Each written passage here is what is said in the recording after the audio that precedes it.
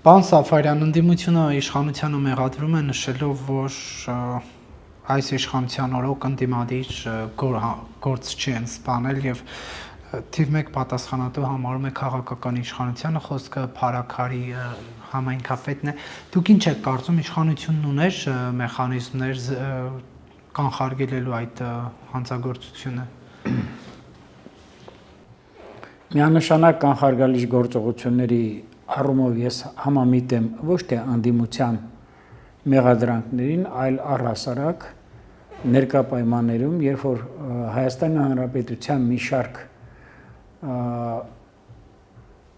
վայրերում, քաղաքներում ասեմ կամ բնակավայրերում ասեմ, կարծեք թե քաղաքական եւ ներխմբակային շահերի բախման արդյունքում առաջանում է կամ հետևանքով առաջանում է միջանձնային լարվածություն, նույնիսկ գերլարվածություն, որը շատ հաճախ առաջ է բերում մարդկային զոհերի։ Դեռևս անցյալ տարվա ավարտին, երբ տեղի ունեցավ Մերձավանում հայտնի սպանությունը, սպանվեց Մերձավան թաղապետի եղբայրը, արդեն ակնհայտ էր դառնում, որ շարքային քաղաքացու համար նույնիսկ ակնհայտ էր դառնում, որ անզին աչքերով էլ, որ սա ունենալու է շարունակություն, որովհետև այդ բախումը բավականին խորքում ուներ լուրջ հիմքեր, լուրջ նախադրյալներ, լուրջ նախապատմություն։ Ես կարծում եմ, որ նվազագույնը մարզային ծառայությունների եւ օպերատիվ քննչական խմբերի եւ ուրեմն ազգային անվտանգության եւ մյուս իրավասու մարմինների կողմից անպայման պիտի լիներ այդ կանխարգելիչ գործողությունները, ոչ միայն այդ գործողությունները, այլև դա պիտի լիներ այդ ամբողջը պիտի լիներ համակարգված կերպով։ Իսկ ինչու չեղավ։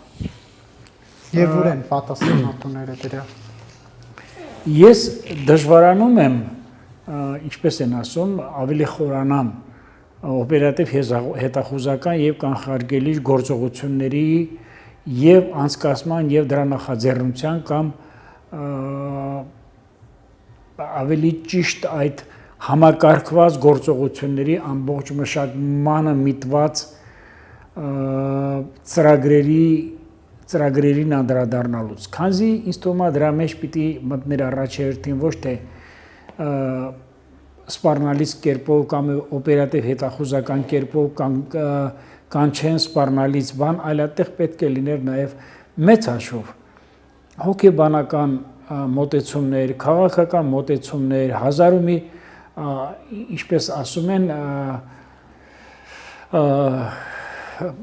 մոտեցման հազար ու մի ձևեր կա, որը տանում է դեպի լարվածության, անվտանգության կամ լարվածության կամ կարելի ասել այդ հակասությունների միջանձնային թշնամանքի թուլացմանը կամ եթե չասեմ իսպառ բացակայմանը։ Եվ կարծում եմ, որ այստեղ այո, միանշանակ կարող եմ ասել, որ իրավապահպան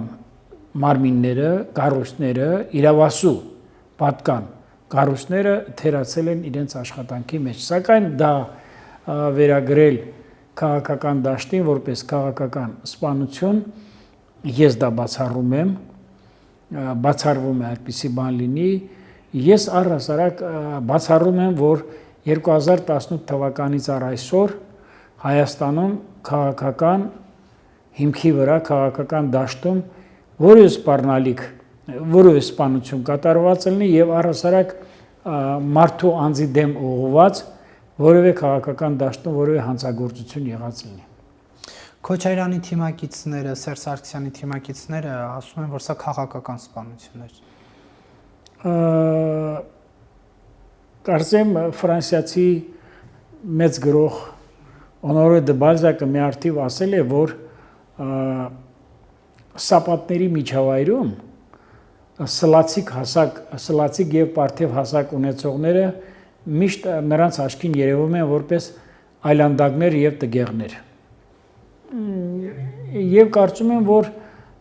Լևոն Տեր-Պետրոսյանի ժամանակներից սկսած, երբ որ ներքին գործերի նախարարը բառից բուն իմաստով մարդասպան էր, եւ մինչեւ 2018 թիվը Հայաստանի քաղաքական դաշտում առնվազն քաղաքական սպանությունները կարելի է հաշվել եւ սպանությունները եւ հաշվեհարդարները կարելի է հաշվել տասնամյակներով։ Եթե նրանք ասում են սա քաղաքական սպանություն է, նկատի ունեմ Վոլոդյա Գրիգորյանի սպանությունը, ապա ես գտնում եմ, որ մեր իրավապահպան մարմինները տվյալ պահին նախաքննության մարմինը եւ դատախազությունը անպայման պիտի նրանց կանչեն պատասխանատվության կամ քննության, եթե նրանք ունեն այդպիսի զորեղ փաստարկներ։ Իշխանականները հակադարձելով ընդդիմադիրներին դաշնակցությանը ասում են գնացեք Քոչարյանի արյունոտ տասնամյակը գիրքը կարդացեք։ Ինչ նկատի ունեն ասելով Քոչարյանի Նրանք նկատի ունեն այդ ամբողջ ժամանակագրությունը, այդ տասնամյակում ինչ որ կատարվել է, ասենք գիտեք, Քոչարյանը բարձրացավ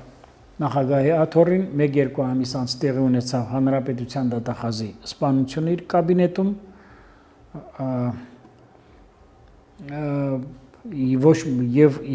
եւ սպանողն էլ հանրապետության դատախազության բարձր պաշտոնյա էր մեր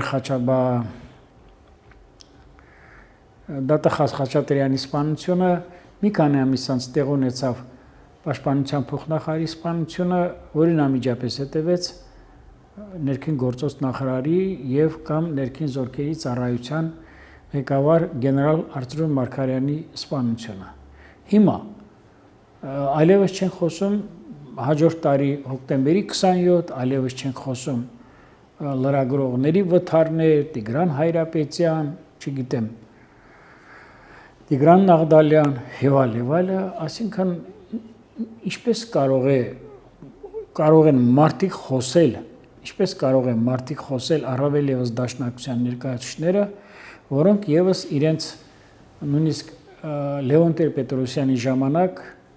մեղմ ասած դավանում էին այդ կուրսին քաղաքական սպանություններով նվազագույնը եւ հաշվեհարդարներով իրենց տան շքամուտքին եւ այլախոհների հանդեպ, իրենց կուսակիցների հանդեպ, այլևս չեն խոսում, որ շատ դեպքերում նաեւ Ռոբերտ Քոչարյանի ժամանակ կարծեք թե քաղաքական եւ պատվիրված սպանությունները կարծեք թե դարձել էր արդեն պետական կառավարման բաղկացուցիչներից մեկը։ Եթե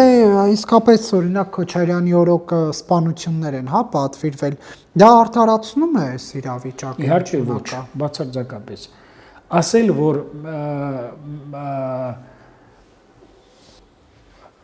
խոտորնակ, ես դա չեմ ընդունում, միանշանակ պիտի իրենք ասեն, որ մենք պիտի գնանք հետևողական կերպով մարդասպանության պատճառների, դրդապատճառների մինչև վերջին, ուրեմն հիմքը պարզելը, մինչև վերջին նախադրյալը պարզելը, փաստարկված կերպով եւ պիտի ուրեմն եւ դատավարությունը եւ նախաքննությունը պիտի արվի այնպիսի մակարդակով, որ առհասարակ բացառվի այդպիսի վենդետաները, բացառվի այդպիսի արյան վրեժները, ինչպես ասում են, այդ ֆյուտբլադը, չէ, այդ արյան վրեժը։ Ասել, որ մեկը մյուսի վրա ցեխ շպրտելով ասեն, որ այսպես է, ես դա չեմ ընդունում միանշանակ, որովհետև այս իշխանությունը երբևիցե քաղաքական սպանություն կամ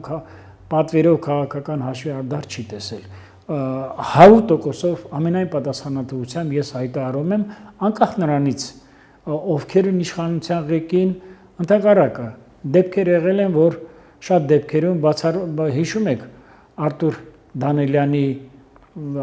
հարձակվել Ալեն Սիմոնյանի վրա, էլի այդպիսի դեպքեր, թող դրանից խոսեն, չի կարելի անընդհատ միակողմանի, կողմնակալ կերպով, ուրեմն հատուկ միտված, որպեսզի ամբողջովին սևացնեն իրավապահ մարմինների աշխատանքները։ Ես դա կատեգորիկ կերպով դատապարտում եմ։ Բայց այնուհանդերձ ընդդիմադիր ղեկավար բացարձակ մեծամասնությամբ ընտրված 50+1-ից էլ ավել 57%-ով այստեղ կապ են տեսնում, ասում են սա կարող է մեսիջ լինել 26-ի ընտրությունների ընդառաջ։ Գիտեք, ամեն ինչ կարող են ասել։ Ասում են դու էլ ասա։ Ամեն ինչ կարող են ասել։ Ինքս որոշակի առումով այդ մարզին եւ այդ միջավայրին, այդ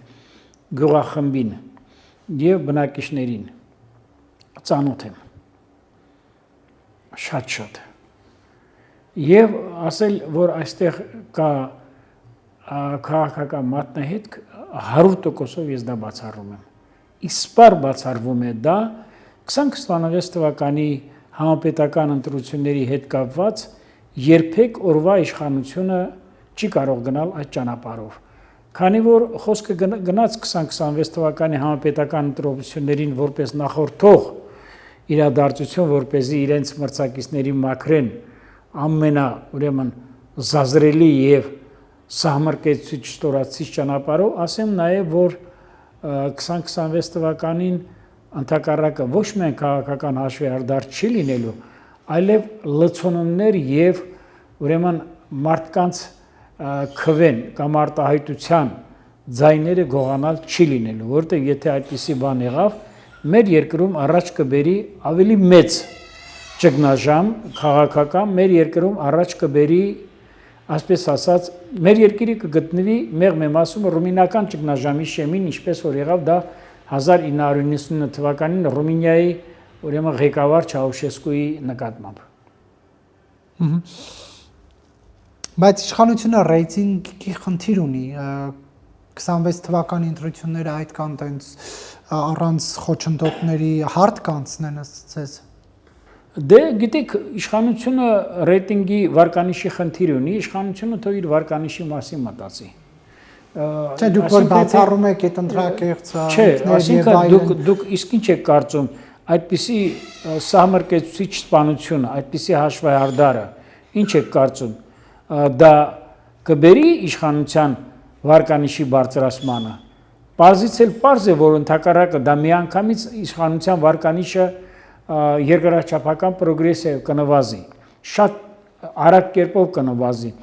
բացառվում է ես այդ տրամաբանության մեջ չեմ կարող դիտարկել իշխանության վարքագիծը Տեսեք երբ իշխանությունը այս դաշնակցության թեման շարունակելով հա դաշնակցությունը ներկայանում է ազգային ուժ երբ իշխանությունը քննադատում է այս պահպանողական հա ուժին ինչ է նշանակում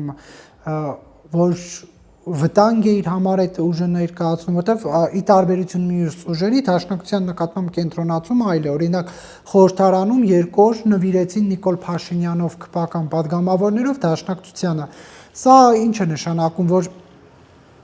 ազգայինից շեղվում է այս ԿՊ-ն եւ նման ուժի ներկայացումը իրենց համար խնդիր է։ Դաշնակցությունը երբ է եղել ազգային ուժ։ Ես ուզում եմ իմանամ, ես ինքս եղել եմ ժամանակին դաշնակցական։ Իր պատմության 135 տարվա ընթացքում որոշակի ժամանակահատվածում եղել է ազգային ուժ։ Եղել է ազգային գաղափարախոսության կերտող։ Վերջին ուրեմն գոնե 30 տարվա ընթացքում մինչև 2018 թիվը երկրորդ երրորդ նախագահների ժամանակ դաշնակցությունը ամբողջովին հեռացած է եղել ազգային դաշտից։ Բոլորս գիտենք, որ կազմված կառավարությունների մեջ ինչով են զբաղված եղել դաշնակցական նախարարները։ Բոլորս գիտենք, որ նրանց պատկերացմամբ ինչ է եղել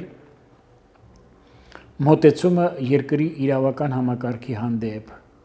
Ինչպիսի մոտեցում են ունեցել Արցախի խնդրի հարցում։ Այնպես որ այո 1991, 92, 93 թվականներին մեծ կազմակերպչական եւ ռազմատեխնիկական օգնության աշխատանքներ փայլուն կերպով կատարեց հայ-հեղափոխական դաշնակցությունը, բայց դաշնակցությունը վաղուց հեռացել է այդ ճանապարհից։ Այնպես որ դաշնակցությունը նույնիսկ բարոյական իրավունք չունի այդպիսի հարցերի մասին խոսելուց,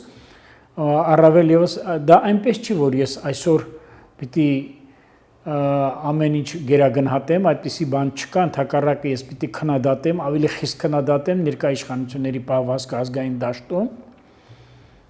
բայց դաշնակցության ձեռագիրը այնքան մեղմ ասած մոշուշոտ է եւ ամպոտ է, որ նա եւ 2026 թվականի համապետական ընտրություններում նախորյակին փնովելով Իրովա իշխանություններին եւ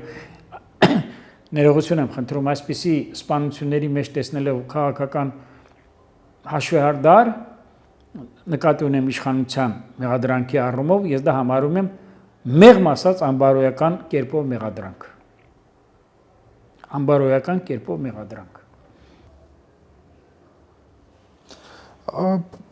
Իսկ կենտրոնացումը դաշնակցության վրա այդ դեպքում ինչով է պայմանավորված օրինակ Նիկոլ Փաշինյանն ասում է 74 գույք ունեք ինչի դա չեք վաճառում եւ հայրենիքի փրկության համար չեք օգտագործում Գիտեք Նարեկ ջան հիմա Հայաստանում ինչ որ կատարվում է պետք է դիտարկվել 2026 թվականի համապետական ընտրությունների պրիզմայով կամ տրամաբանության մեջ Դաշնակցությունը կայացած կուսակցություն է իր օղակներով Դաշնակցությունը կայացած կուսակցություն է իր կառույցներով այսպես էլ ասեմ Դաշնակցությունը շատ մեծ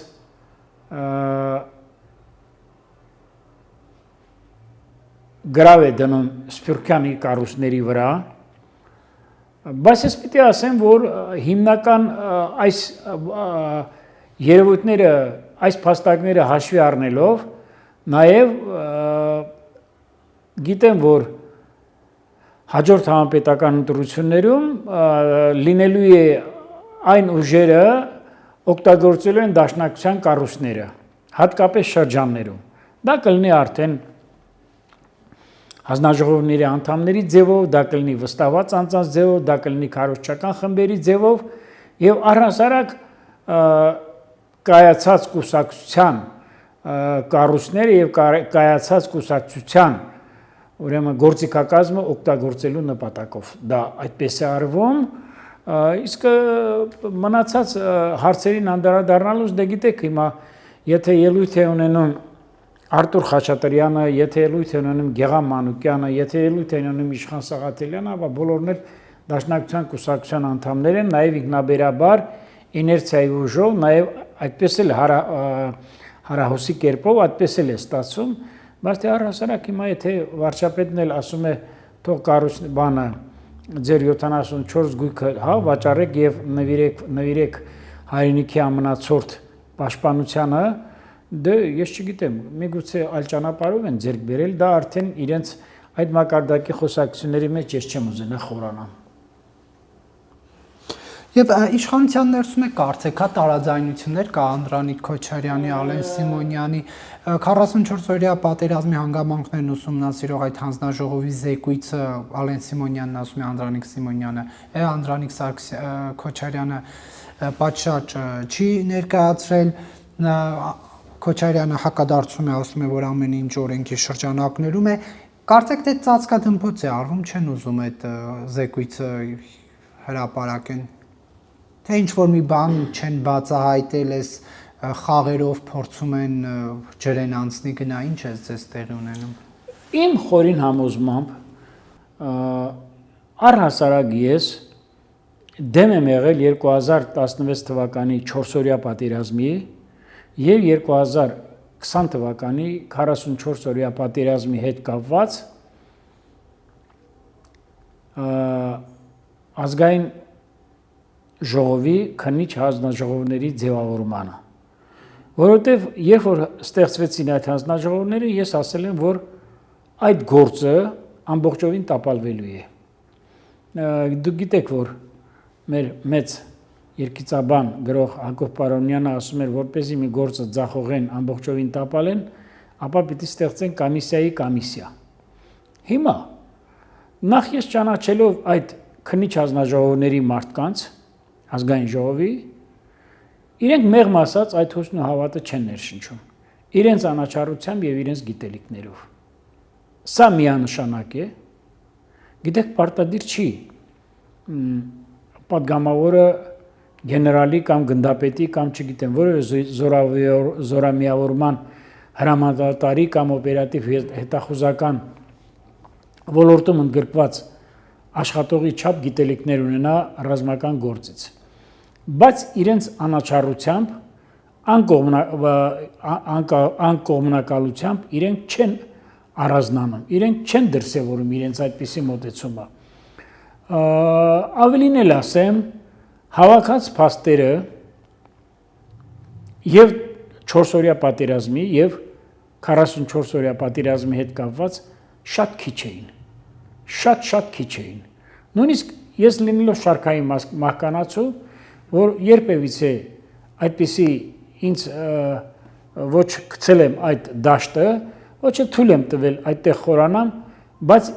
ես ոչ պակաս գիտելիքներ ունեմ, քան դրանք բոլորը միասին վերցրած։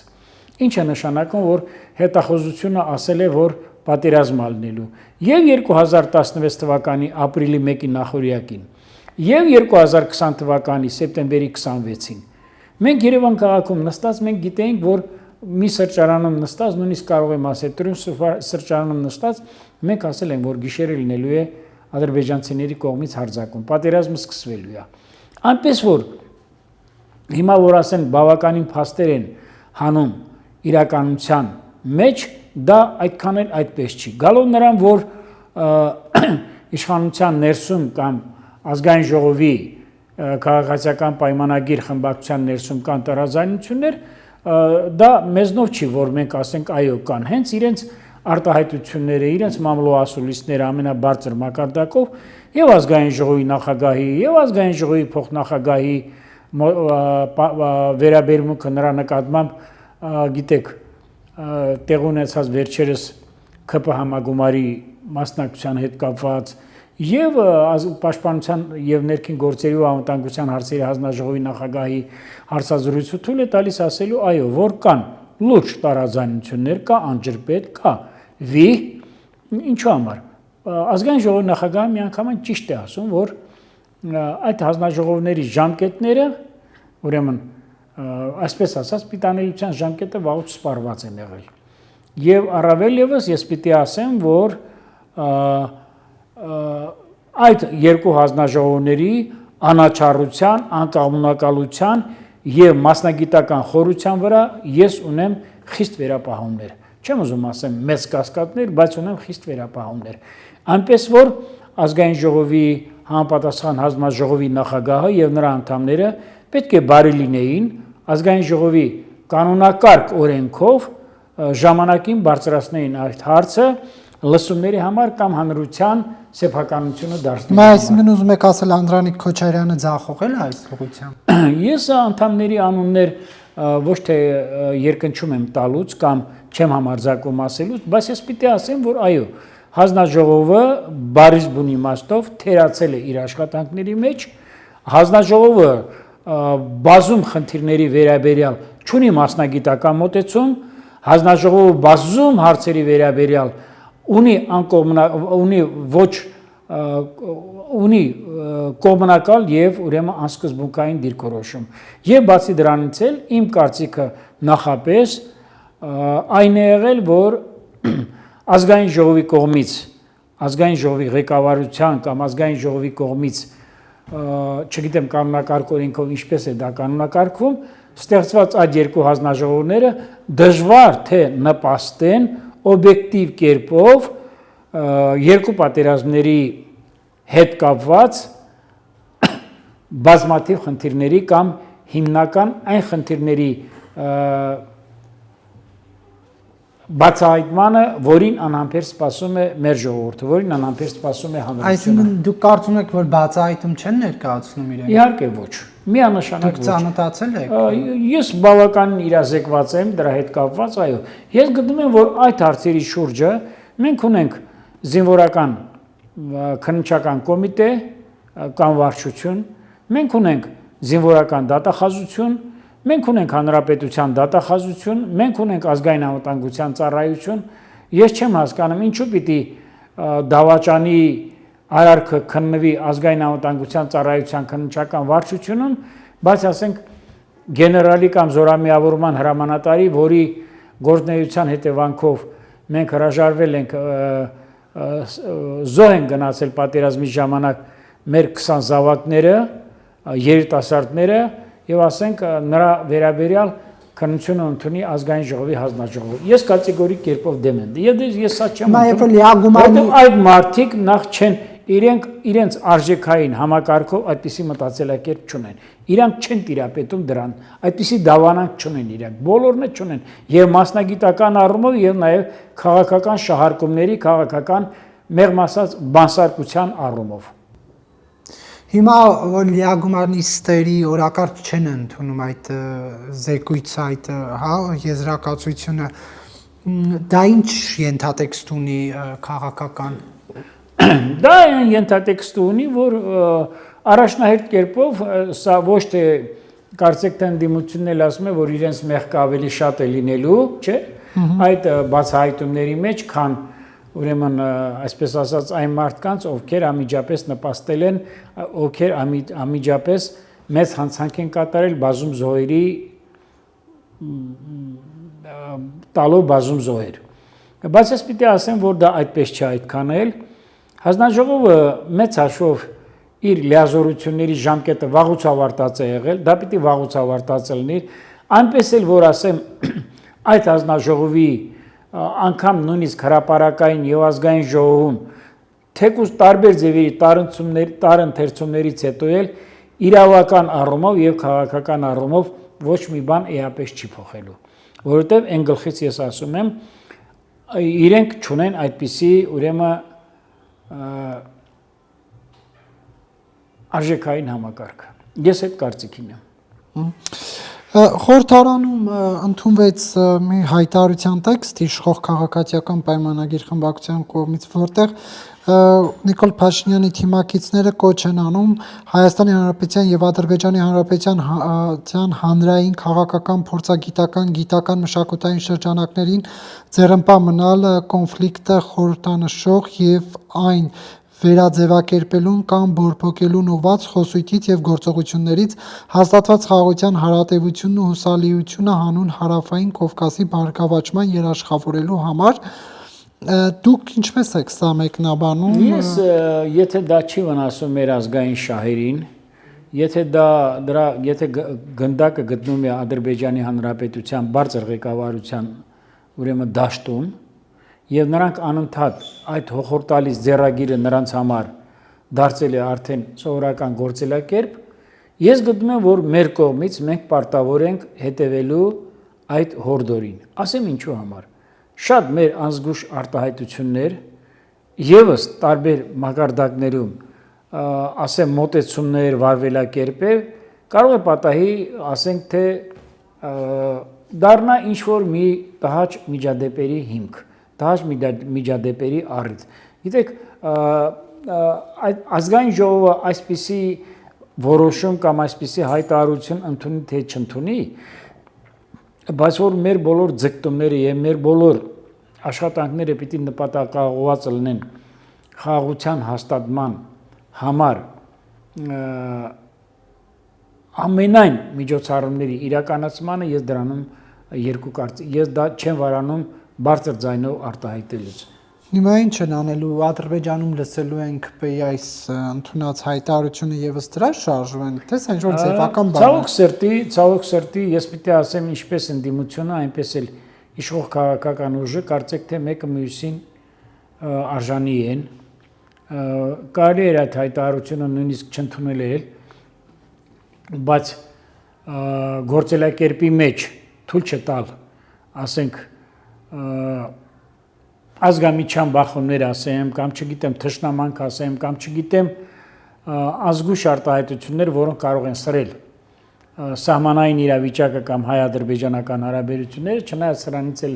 այն կողմ սրել ես չեմ պատկերացնում, բայց ես գտնում եմ, որ ցանկացած պետական գործիչ դա կլինի օրենսդիր մարմնում, թե կառավարության կազմում, թե իրավասու մարմինների կազմում, պիտի այդ ամեն ինչը հաշվի առնեն։ Եվ ընդհանուր հիմա հայ-ադրբեջանական հարաբերություններում ինչ է տեղ ունենում, Ալիևը շարունակում է այսպես կոչված Զանգեզուրի միջանցք ձևակերպումն օգտագործել, Փաշինյանը պարզաբանումներ է պահանջում եւ չի ստանում։ Տեսեք, Զանգեզուրի միջանցք արտահայտությունը մեղմ ասած սա ոչ թե բանակցությունների առարկա է դարձել, այլ սա հոխորտալից կերպով, դավադիր կերպով կամ թշնամաբար փորձում են փաթաթել մեր վզին, ոչ միայն մեր վզին, այլ փորձում են մեղքը շպրտել մեր իշխանության վզին, որ ասեն բանակցությունների ընթացքում խոսք է գնում դրա մասին, բայց կառավարության ղեկավարը չի բարձրաձայնում կամ չի խոստովանում բանակցությունների այն ամբողջ էությունը, որին ինքը մասնակից է լինում։ Ուստի 2 օր առաջ գիտենք Եվրոպայում տեղ ունեցած ԵԽՎՉ անվտանգության համաժողովի ժամանակ վարչապետը ասեց, որ Զանգեզուրի միջանցք արտահայտությունը ոչ լեգիտիմ արտահայտություն է։ Ոչ միայն ոչ լեգիտիմ արտահայտություն է, այսօր է շարունակեց եւ ասեց, որ գիտեք, թրիպ միջանցք կարող է լինել, ասենք թե Զանգելանից մինչև Հորադիս, բայց ոչ Հայաստանի Հանրապետության տարածքով։ Բայց ինքն օրինակ Կոպենհագենում, որ Ալիևի հետ սուրճ ա խմել, ասել է այդ նույն բանը։ Դե ես ճիշտն ասած, ասենք այդպիսի մոգական Չէ, այստեղ պետք չի գուշակությամբ զբաղվել, հաշվի առնելով քաղաքական իրավիճակը, կողմերի շեշտադրումները, ըստ ձեզ նման խոսակցություն կբացվեր այնտեղ, թե ոչ։ Ես կարծում եմ, եթե ասենք ցանկացած երկրի ղեկավար, որը առաջնորդում է երկրի անվտանգության եւ երկրի քաղաքացիների շահերով, ոչ թե պիտի նման խոսակցություն բացի, այլ պարտավոր է հանդես գալ քաղաքական այդ դիրքերից, ուրիշ ոչ մի բան։ Անպայման եւ միջանցքի թեման վերջնականապես արգելելու, դա համարելով որպես հակահայ գործողությունների հերթական արկածախնդրությունը, հերթական ավանտյուրան եւ արևմտյան Ադրբեջան հորժորջանքի հետ կապված եւ բազմաթիվ եւ ադրբեջանցիների վերադարձի հետ կապված եւ բազմաթիվ այլ խնդիրների հետ կապված ոչ միայն նա պիտի դա ասի, այլ ես գտնում եմ, որ հանրապետության ղեկավարը տվյալ պահին կառավարության ղեկավար Փաշինյանը պարտավոր է այդ հարցերը բարձրացնել ոչ միայն Կոպենհագենում, նաև Ռուսաստանում, նաև Հայաստանում իր գործունեության առիթի դեպքում դա կլինի ազգային ժողովում, դա կլինի կառավարության նիստերին, դա կլինի հանրության հետ հանդիպումների ժամանակ։ Եվ բացառում եք, որ օրինակ Ալիևը, ինչպես Նիկոլ Փաշինյանն է ասում, քարտեզի վրա Զանգեզուրի միջանցք ցույց կտա։ Ես դա բացառում եմ։ Չի կարող այդպիսի բան լինել։ Չի կարող, դա արդեն կբերի Ալիևի կողմից, ուրեմն միջազգային նորմերի ուզուրպացիայի, որը կարծում եմ Ալիևին դեպի լավ տեղ չի տանելու, չի խոստանում նրան լավ ապագա, այդ առումով գոնե։ Բացառվում է դա։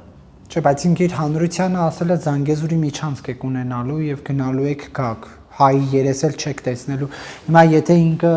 հետ է կանգնում իր ժողովրդին տված խոստումներից, դա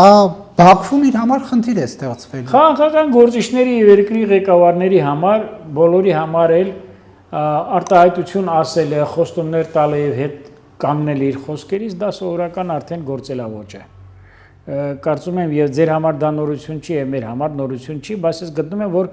Ալիևը գլուխը պատով կտա, Ալիևը շատ փոքր մարդ է, որպեսզի քարտեզի վրա ցույց տա Զանգեզուրի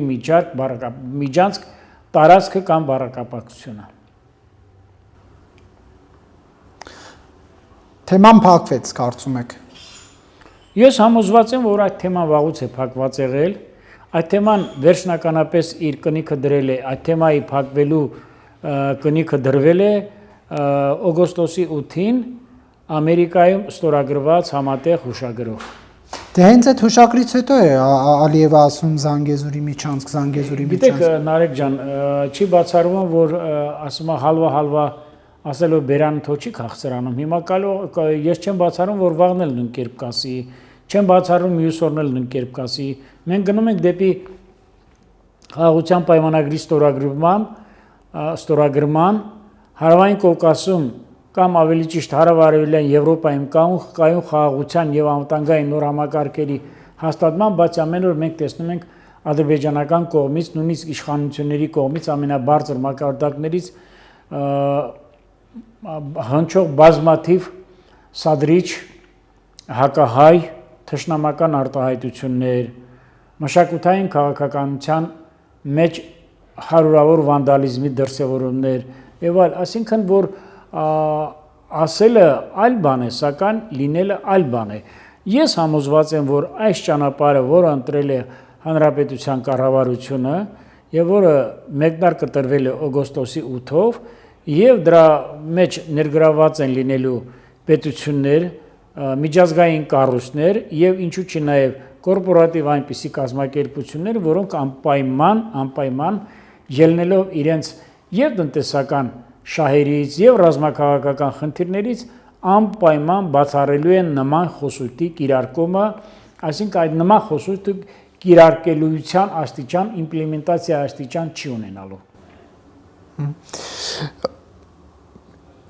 Պարոն Սաֆարյան, Գյումրու քաղաքապետը Վարդան Ղուկասյանը ասում է, ով դեմ է Հայաստան-Ռուսաստան միությանը, ըստ իշխանականների հայտարարությունների, շան տղա է, դուք սա ինչպես եք մեկնաբանում։ Ես Գյումրու քաղաքապետի լեքսիկոնը, բառապաշարը չեմ ընդունում։ Ինքը Գյումրու քաղաքապետը էությամբ մի ավազակաբարո անձնավորություն է, բառից բուն իմաստով եմ ասում։ Այդ մարդը ավազակաբարո, այդ մարդը այսպես ասած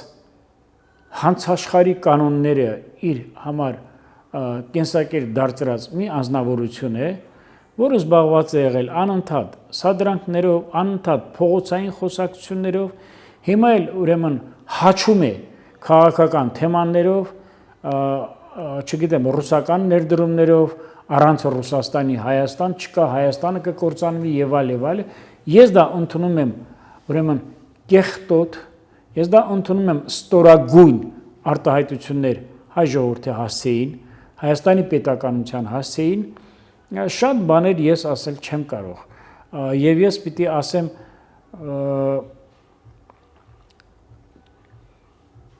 Վարդան Ղուկասյանի նման կենթանի արարածների շնչավոր ապրանքների գոյությունը Հայաստանի հանրային կյանքում, հատկապես տեղական ինքնակառավարման մարմինների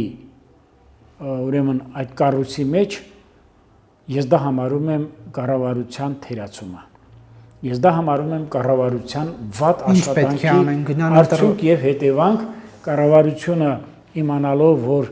ամիսներ առաջ որ Գյումրիում ինչ է տեղի ունենալու, կառավարությունը իր գործելակերպով պիտի այնպիսի քաղաքականություն, այնպիսի տնտեսական քաղաքականություն, այնպիսի կրթական, հարկային, առողջապահական քաղաքականություն տարածը լինի, ինչու՞ չի նաև եւ երիտասարդության շրջանում, եւ ինչու՞ չի նաև եւ կենսաթոշակների եւ առողջապահության ոլորտում, որպեսզի շատ ներողություն, այսպիսի շան տղաների գոյությունը մեր հանրային կյանքում եւ տեղական ինքնակառավարման մարմինների կառույցի մեջ իսպար բացակայ։ Ինչ պետք է անել։ Նա նաև ունի նաև այլ ցինիկ արտահայտություններ եւ ես պիտի ասեմ, որ նա է, ինչպես ասում են, այս փոթորկալից ինտրիգների նա է ստիպում, որպեսզի մարդկանց ափերից հունից անի, հավասարակշռությունից անի։ Ես կարծում եմ, որ ցանկացած Վարդան Ղուկասյան, հա, նրա ցանկացած այսպիսի սադրիչ եւ ստոր արտահայտություն պիտի անպայման լինի իրապահ մարմինների ուշադրության կենտրոնում, այնքան պետք է նրան անհապաղ կերպով հասարակությունից, հանրությունից մեկուսացնեն։ Թեկուզ 5-օրյա կալանքով, թեկուզ 10-օրյա կալանքով, թեկուզ տնային կալանքով, որովհետև այսպիսի տզրուկների, այսպիսի մոլախոտերի գոյությունը պատիվ չի բերում մեր ժողովրդին, այն էլ 21-րդ դարի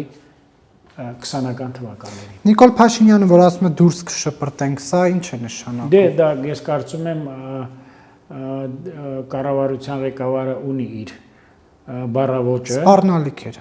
Ես կարծում եմ սպառնալիք էր, ոչ թե սպառնալիք էր, այլ արժանի պատասխան էր, որտեղ նրա նմաններին այո, պիտի դուրս շպրտել։ Միանշանակ ես համամիտ եմ վարչապետի հետ։ Նրա նմաններին, ես ասում եմ, նրա նմաններին պիտի դուրս շպրտել։ Ինչու չեմ կարող ասել Փարաքարի Վաղամերիկ համայնքի ղեկավարի հանդեպ, որովհետև մարդը նորմալ ընտրապայքարում հաղթել է, գլխավորել է համայնքը, համայնքի ավագանին դարձել է համայնքի ղեկավար եւ ասենք այդպիսի անընդհատ զերծ է մնացել այդպիսի սադրիչ կամ հայ ժողովրդի հանդեպ ստորացուցիչ արտահայտությունները։ Դուք առհասարակ ինքներդ լավ գիտեք, Նարեկ ջան, դուք տեսնում եք, կարծեմ դուք էլ եք իր արժեվ հարցեր բարձրացրել։ Դուք տեսնում եք այդ մարդը ինչ ներաշխարի կրող է։ Ես ուղղակի ասեմ, որ ստիպված է ձեզ պատասխանել, հաջորդ անգամները ես շատ ցածր կհամարեմ իմ պատվից Վարդան Ղուկասյանի նման սինլքորներին անդրադառնալու։ Եվ պարոն Սաֆարյան, խնդիր կա Հայաստանից արտահանվող դեպի Ռուսաստան եւ Ռուսաստանից Հայաստան ներկրվող ապրանքների հետ կապված, սա ինչի հետևանք եք դուք համարում։ Նարեկ ջան, դուք այնպեսի հարց բարձրացրեցիք։ Ես չեմ ուզենա այդ խնդիրի մեկուսի դիտեմ։ Ցանկացած պարագայում Հայաստանի Հանրապետությունը որպես պետություն պիտի կայանա։ Ստորագրեցին խաղաղության պայմանագիրը։ Ստորագրվեց Թրամփի թրիպի մեկնարկը։ Ստորագրվեց օգոստոսի 9-ի ուրեմն խաղաղության հուշագիրը։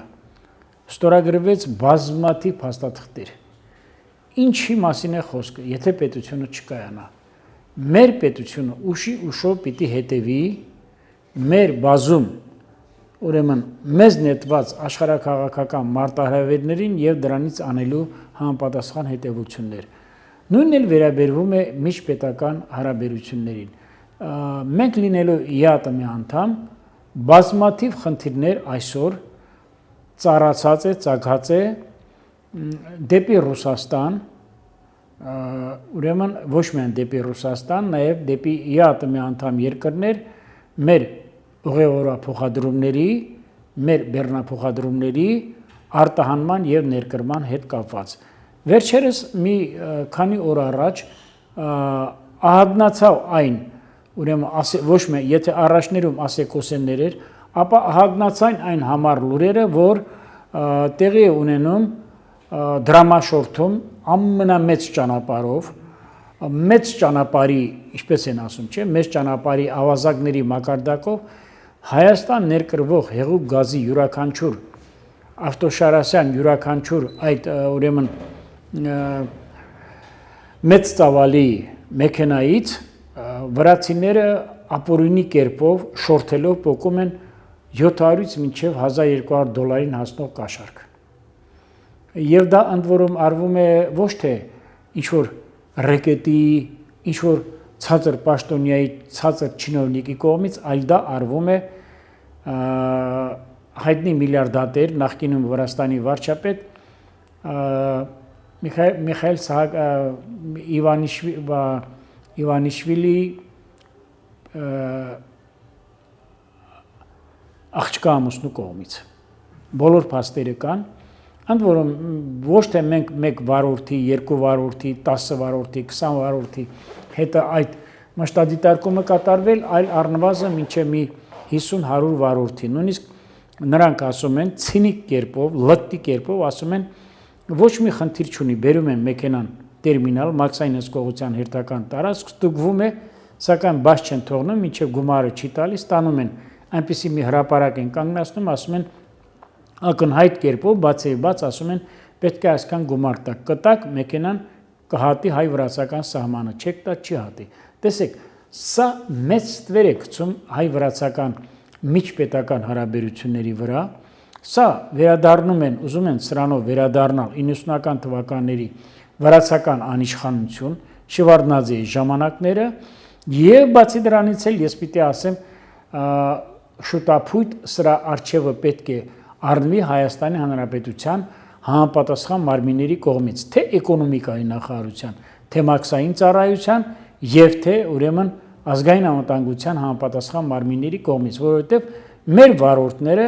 եւ մեր երկրվող մեր երկիր ներկրվող ապրանքատեսակները կլինի հեղուկ գազ, կլինի այլ ապրանքներ, պիտի երբեք չդառնան կողոպուտի եւ թալանի առարկա, մեղմ ասած մեր հարևան